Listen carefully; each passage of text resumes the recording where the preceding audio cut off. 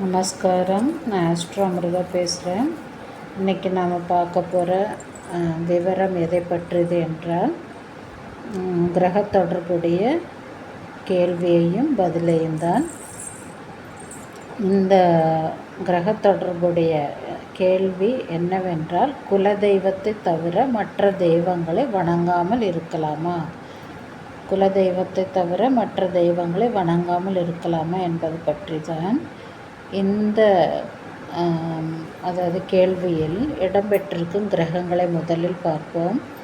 தெய்வம் என்றால் குரு கிரகத்தையும், குலதெய்வம் என்றால் நம் முன்னோர்கள் வழிபட்ட தெய்வம் என்பதனால் சனி கிரகத்தையும், அதேபோல் மற்ற தெய்வங்கள் என்று சொன்னால் அதாவது உக்ர தெய்வமாக இருக்கலாம் அல்லது சாந்த தெய்வமாக இருக்கலாம்.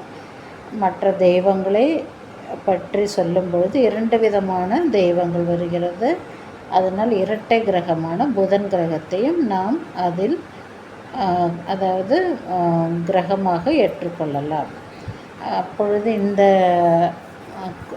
கேள்வியில் இடம்பெற்றிருக்கும் கிரகங்கள் எது என்றால் குரு கிரகம், சனி கிரகம் மற்றும் புதன் கிரகம்.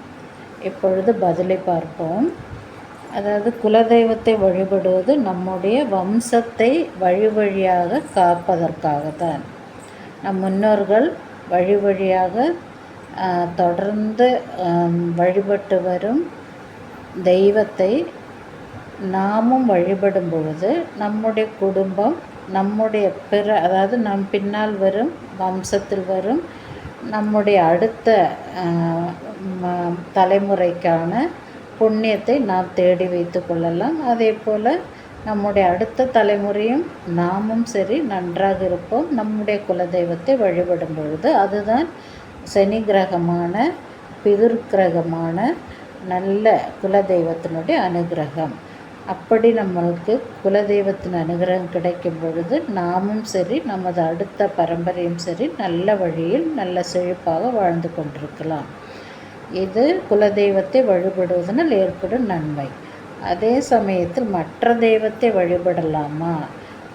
மற்ற தெய்வம் என்றால் எப்படி வேணாலும் எடுத்துக்கொள்ளலாம். இரு வகையோ பல வகை தெய்வம் என்று வரும்பொழுது நமக்கு கேது கிரகத்தை குறிக்கும். ஒருவேளை சாந்தமான தெய்வம் உக்ர தெய்வம் என்று குறிப்பிட்டிருந்தால் இரட்டை கிரகமான புத கிரகத்தை குறிக்கும். அப்படி இருக்கும் பொழுது மற்ற தெய்வத்தையும் நாம் வழிபட வேண்டும். ஏனென்றால் குலதெய்வ வழிபாடு நம் குடும்ப செழிப்பை முன்னேற்றம் தந்து காப்பாற்றி கொண்டே இருக்கும்.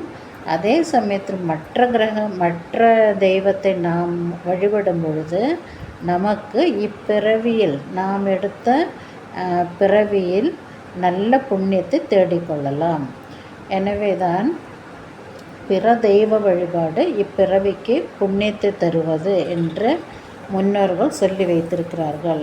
அதனால் நாம் குலதெய்வத்தை மட்டும் வணங்கிவிட்டு பிற தெய்வத்தை வணங்காமல் இருப்பது சிறந்ததல்ல. எனவே நீங்கள் குலதெய்வத்தையும் வழிபடலாம், மற்ற தெய்வமான உங்களுக்கு இஷ்ட தெய்வமான எந்த தெய்வத்தையும் வழிபடலாம். ஆனால் வழிபடும்பொழுது அந்தந்த தெய்வத்திற்குரிய சாஸ்திரப்படி முறையுடன் வழிபடும் பொழுது உங்களுக்கு நல்ல நன்மையே கிடைக்கும். எனவே இன்று பார்த்த கேள்வி பதிலில் நமக்கு இடம்பெற்றுள்ள கிரகங்கள் புத கிரகம், சனி கிரகம், குரு கிரகம், பிற தெய்வங்கள் என்று பிற மதத்தை குறிப்பிட்டிருந்தால் இந்த கேள்வியில் கேது கிரகமும் இடம்பெற்றிருக்கிறது. எனவே 4 கிரகத்தின் அடிப்படையில் நாம் கேள்வியையும் பதிலையும் பார்த்தோம். இந்த வீடியோ உங்களுக்கு பிடித்திருந்தால் மற்றவருக்கு ஷேர் செய்யவும், அதேபோல் சப்ஸ்கிரைப் செய்ய மறக்க வேண்டாம். Bye from astro Amrita.